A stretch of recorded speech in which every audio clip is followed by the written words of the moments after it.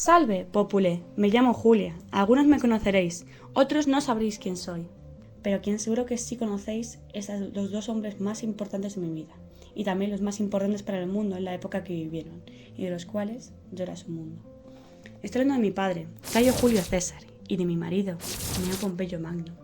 Ambos quisieron lo mismo durante su vida, a su manera, que eran dos cosas, el bien para Roma y a mí. La República de Roma atravesó durante su último siglo unos tiempos muy convulsos. Los problemas entre facciones cada vez se acrecentaban más y esas tensiones estallaron en ni más ni menos que 3 guerras civiles. Mi padre y marido protagonizan la segunda de ellas, y puede que fuera la más importante. Ellos dos llegaron durante su vida a respetarse, a admirarse y quererse, pero la historia les recuerda como enemigos, porque así acabaron su relación y uno de ellos, su vida. Para conocer brevemente la facción Optimate, os dejo que os lo cuente mi marido. Los optimates eran la clase senatorial de Roma. Era una aristocracia cerrada, que se negó históricamente a aceptar reformas que beneficiasen al pueblo y a la plebe.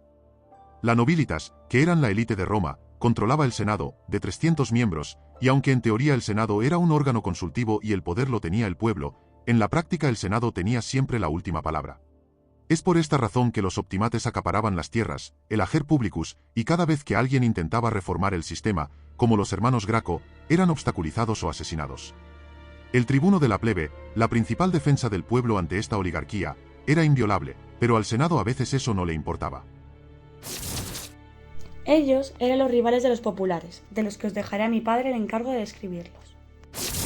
Los populares, como ya ha adelantado Pompeyo, somos la clase que soportó abusos del Senado durante toda la historia de la República. Estas necesidades de cambiar el sistema y la negativa de los optimates a hacer concesiones, nos llevaron a la Primera Guerra Civil Romana. No mientas, César, la primera guerra civil la causaron los populares por acrecentar los disturbios en las calles, y el Senado se vio obligado a tomar medidas. No, Pompeyo, sabes tan bien como yo que el Senado asesinó al tribuno de la plebe en aquella ocasión, un cargo inviolable. Los disturbios fueron por el acaparamiento de tierras del Senado. Además de las tensiones por la guerra de los aliados. Así que inició por culpa de los optimates. Sea como fuere, optimates y populares se enfrentaron, y ganaron los optimates. El tío de César, Cayo Mario, fue la cabeza de los populares hasta que falleció. Sila, optimate, que había dado un golpe de estado, estableció una dictadura no temporal y llevó a cabo purgas contra opositores. Y en este ambiente, yo conseguí ascender, pues tenía el favor de Sila. Sofocaste todas las revueltas para Sila, y luego te las dabas de hombre moderado de estado. Pues sí, César, porque cuando la dictadura terminó y Sila murió, yo garanticé una transición estable. Y las aguas se apaciguaron y volvieron a su cauce, el cauce Optimate. Surgieron nuevas revueltas populares, como la de Sertorio y la de Lépido, pero mi marido las sofocó. Surgió la revuelta de esclavos más grande hasta la fecha, y mi marido la sofocó, de nuevo. La amenaza de los piratas en el Mediterráneo también fue eliminada por iniciativa de Pompeyo, con 500 barcos para solucionarlo. Surgió la amenaza de Mitrídates en Asia de nuevo, y mi marido volvió a vencer. Era el hombre del momento, y su ejército le era leal, pero cuando regresó a Roma... Cuando regresó a Roma el Senado al que tanto le había dado Pompeyo le dio la espalda. No le dieron reconocimientos, no ratificaron todos los méritos que Pompeyo hizo en Asia y no quisieron asentar en tierras a los veteranos de Pompeyo. Le despreciaron, pero Pompeyo, como hombre moderado que era, decidió acatar. Claro que acaté, veo lo que insinúas, que debí dar un golpe de estado, pero no lo hice porque no quería ser el nuevo Sila, o lo que fuiste tú después. No querías ser como yo, pero aquella vez que te despreciaron, fue la única vez que comprendiste que el Senado siempre ha hecho lo mismo, mirar por sus propios intereses y nada más. Como si es verdad que tú querías el bien de Roma, te apartaste de ellos, y ahí vi mi oportunidad. Llegué para aliarme contigo y con Craso, el hombre más rico de Roma, al cual el Senado también estaba perjudicando, ya que no le dejaban prosperar económicamente. Esa vez nosotros tres, el triunvirato, hicimos una alianza muy próspera para ese contexto. Con un doble rasero, ayudar a Roma en lo que los optimates no ayudaban, y beneficiarnos a nosotros mismos también, ya que gracias a esta alianza, tú te catapultaste a lo más alto. Pero aquello tuvo un precio, necesitábamos un pacto de compromiso para consolidar el triunvirato. Y ese pacto fui yo, Julia, la hija de César. Me casaré con Pompeyo, y así esta alianza quedaría consolidada.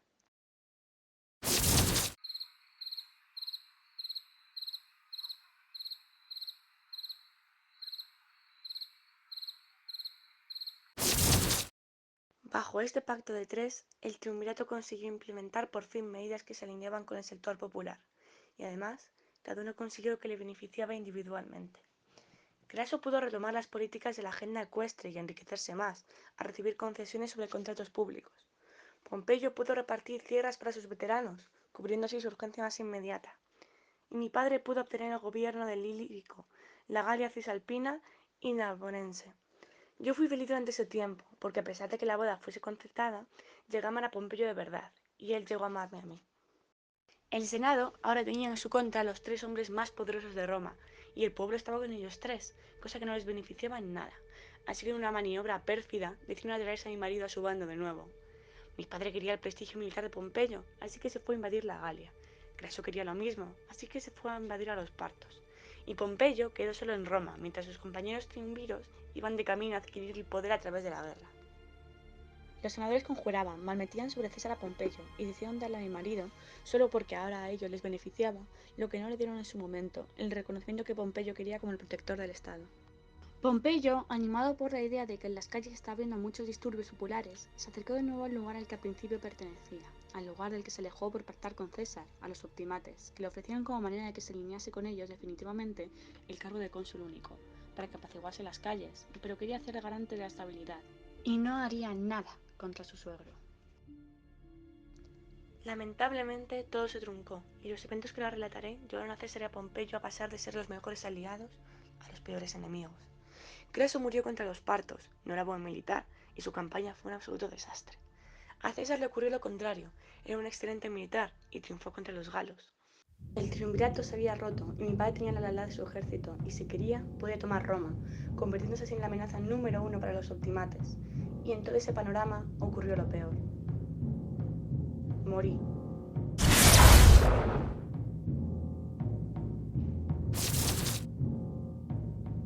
Cuando me llegó la noticia en la Galia, me devastó. Tenía a mi ejército, había conquistado a los galos, pero el Senado quería quitarme la gloria, y me ordenó licenciar las tropas. Bien, pues yo no haría como Pompeyo, no acataría las órdenes de un sistema oligárquico corrupto, y tenía en mi poder la oportunidad de traerle el bien a Roma, de hacer lo que mi tío Mario no pudo, de establecer la agenda popular, y muerta Julia, nada me ataba ya a Pompeyo. Julia estaba embarazada, íbamos a tener a nuestro primer hijo, pero el destino no quiso darnos la felicidad, y ella murió en el parto. El Senado por fin me dio lo que merecía, ratificaron todos mis méritos, y yo era su único cónsul. Pero César no hizo caso a las órdenes, y con todo su ejército en la orilla del Rubicón dijo: Alea iacta es. Y la guerra civil comenzó cuando César cruzó el Rubicón.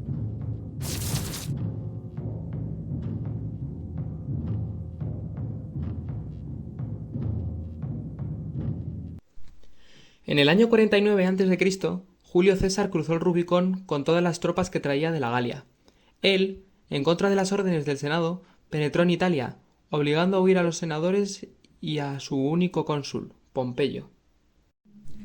El bando optimate se refugió en Grecia, para poder abastecerse y prepararse para la guerra, pero César, en vez de perseguirles, decidió asegurar su retaguardia.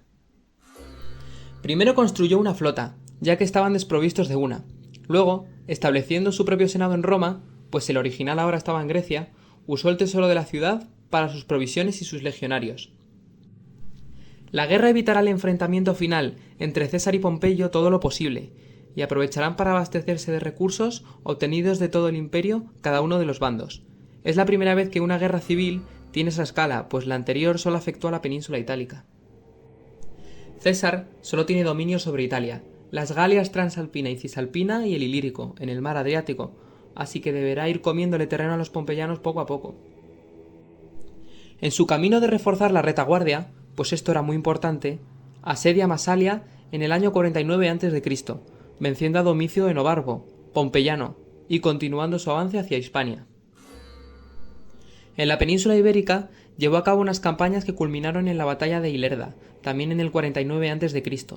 César llevó una política de clemencia con sus enemigos, que hacía que algunas batallas como la de Ilerda fueran incruentas. De esta manera se aseguraba anexiones de tropas enemigas a sus propias filas, aunque lo de perdonar a sus enemigos le pasó factura en la conspiración en la que lo acabaron asesinando. Catón, el senador pompeyano, custodiaba Sicilia, así que César confió en Curión, que partió desde Nápoles, para que conquistase Sicilia y la anexionase a la causa cesariana popular. Curión venció, y Catón huyó para encontrarse con Pompeyo en Grecia. Tras su victoria en Sicilia intentó lo mismo en África, contra el pompeyano Atio Varo, pero el ataque fue fallido debido a la alianza de Varo con los númidas, y Curión murió. El pompeyano Escipión recogió a los veteranos en Asia de la campaña fallida de Caraso contra los partos, para sumarlos a la causa Optimate. Los pompeyanos atacan el Ilírico para hacerse con el Adriático y lo consiguen, manteniendo ahí un dominio hasta su derrota en Farsalia. César no estaba presente en esa batalla, pues las batallas en las que César está presente suele ganarlas. Con la retaguardia asegurada, en enero del 48 a.C., César finalmente va por Pompeyo a Grecia. Es en Grecia donde ocurren el asedio de Dirraquio y la batalla de Farsalia, las luchas finales en las que Pompeyo participó. El cónsul único ganó el asedio, pero fue derrotado en Farsalia, que fue el choque directo que tanto se habría prorrogado entre César y Pompeyo con sus ejércitos. Posteriormente explicaremos esta batalla y por qué Julio César, pese a su inferioridad numérica, salió vencedor. Pompeyo, por su derrota, huye a Egipto, donde en principio la apoyarían, y pretendía continuar la guerra, solo que antes debía reforzarse de nuevo, pero allí, el faraón niño Ptolomeo XIII, por recomendación de sus consejeros, le decapitó. Pretendía así congraciarse con César, pero cayó Julio, al observar la cabeza de Pompeyo, quedó horrorizado, y le declaró la guerra al faraón, saliendo victorioso el romano. Así acabó la historia de Pompeyo. Cuando sus días de oro pasaron, iniciaron los de César. Ahora, tras acabar con los reductos senatoriales como Catón en África, y tras apaciguar las aguas con todos sus enemigos al darles clemencia, venció en Egipto, venció en Asia, venció en Roma y se alzó como dictador.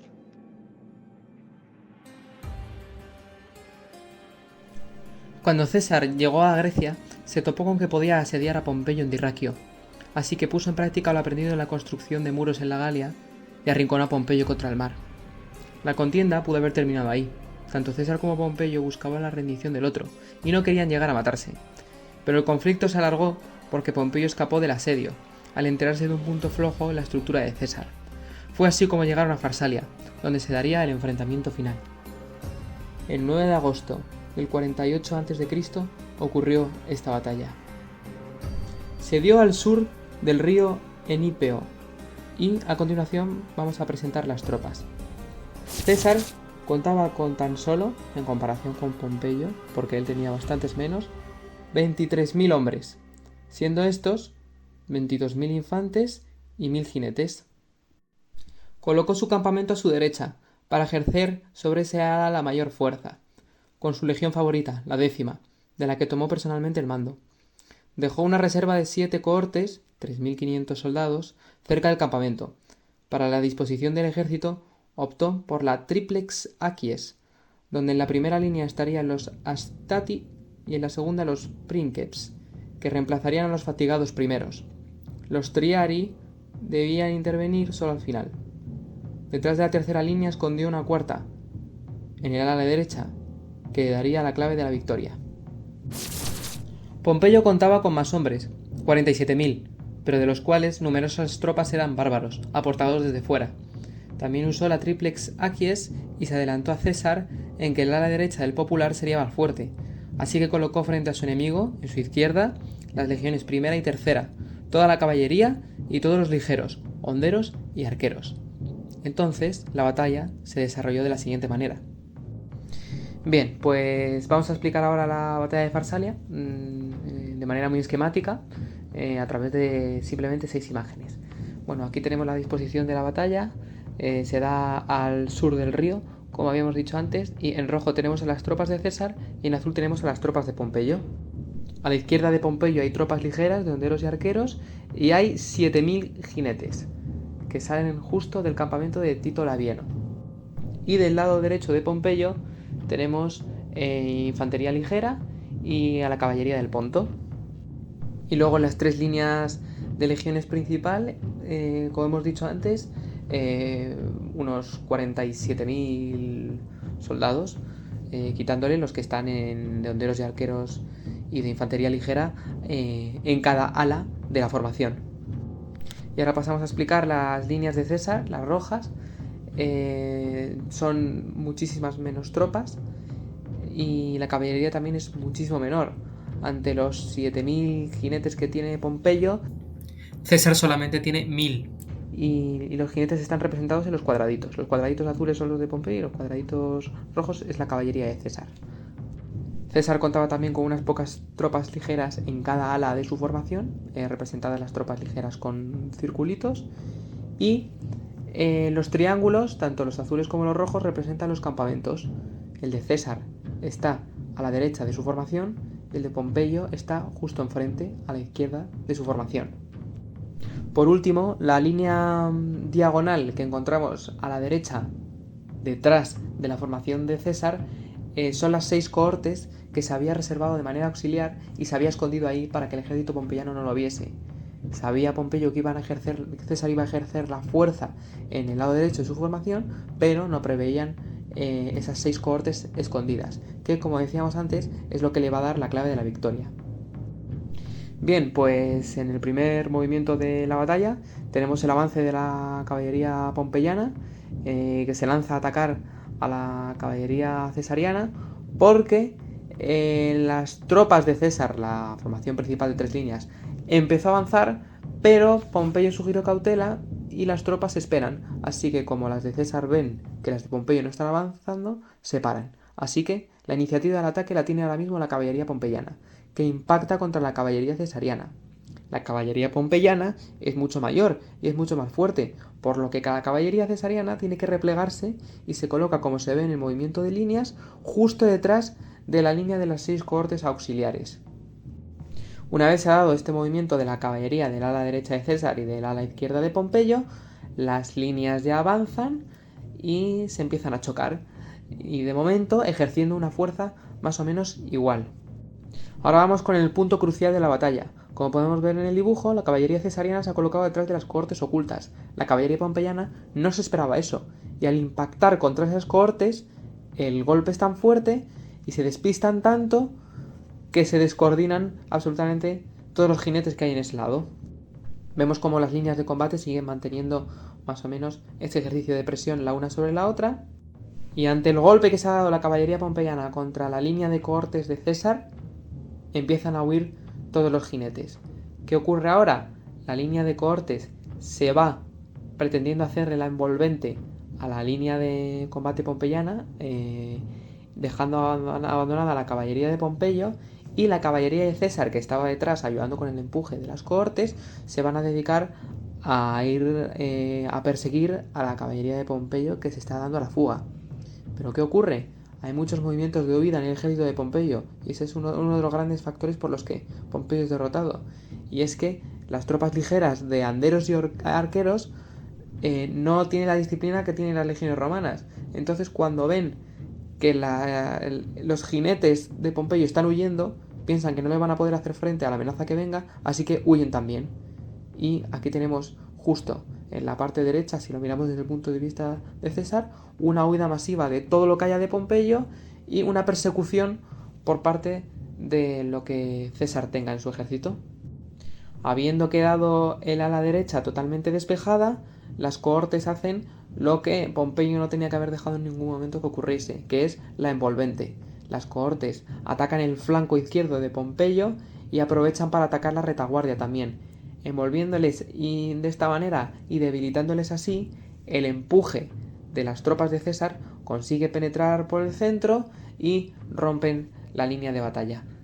Ante esta situación, habiendo huido los jinetes y habiendo huido los arqueros y los honderos, los propios generales senatoriales también empiezan a huir, y el mismo Pompeyo huye a su campamento y desde ahí huye de Farsalia, huye de Grecia y se va a Egipto. Por ello podemos ver cómo la táctica del envolvente es la que le ha dado la victoria a César, al tener como as en la manga esas cohortes guardadas que Pompeyo no se esperaba. A pesar de que Pompeyo sabía que la fuerza iba a recaer en el ala derecha, no se esperaba esa sorpresa que se llevaron su caballería. Para acabar de dar datos técnicos, las legiones en las 3 filas de formación de Pompeyo eran 11, que consistían de unas 110 cohortes, y las 3 líneas de legiones de César eran 9 legiones, o sea, 80 cohortes. Hemos visto cómo, a pesar de la desventaja numérica, pudo hacerse con la victoria gracias a una buena estrategia. Y un gran problema de Pompeyo, como hemos dicho, es la huida de sus tropas, pero esto se debe sobre todo a una gran desorganización. ¿Por qué? Pues porque en la batalla de Dirraquio, al haber ganado Pompeyo, las tropas senatoriales empezaron a cogerse confianzas y se creyeron que podrían rivalizar con Pompeyo en mandato. Así que en una manera de intentar quitarle la gloria a Pompeyo y llevárselas ellos, empiezan a contradecirle. Y tener a los senadores contradiciendo a Pompeyo le dificultó mucho para poder hacer un ataque muchísimo más coordinado. Me alcé como dictador tras todos mis éxitos, había vencido en todos los sitios que había pisado, había alcanzado la gloria, y cuando me disponía por fin a reconfigurar Roma, a aplicar todas las reformas por las que tantos populares habían muerto antes que yo, los senadores a los que yo perdoné la vida me asesinaron. Sí, pero fundaste un legado imperecedero, tu nombre se le ha puesto a gobernantes de imperios de todo el mundo, como el Kaiser, el zar, el mismo César romano. Y gracias a tus hazañas ahora eres inmortal. Pues todo el mundo te recuerda. ¡Ay! Pompeyo. ¿Cómo acabamos así? En una guerra, el uno contra el otro. Pues te lo digo yo, César, por tu ambición personal. Aunque es cierto que yo he pecado de eso también. Puede que tengas razón, viejo amigo. De todas maneras, yo solo he querido de verdad a dos cosas en mi vida. Lo sé. El bien para Roma y a Julia. Exactamente igual que yo. Tan solo 4 años después de la muerte de mi marido, murió mi padre también. Y esta es la historia de estos dos hombres, cuya relación, de la que yo era el nexo de unión, cambió la historia de Roma para siempre. Pues aquí se sembraron las semillas del árbol que acabaría con nuestra república y daría al inicio al imperio más importante de todos los tiempos.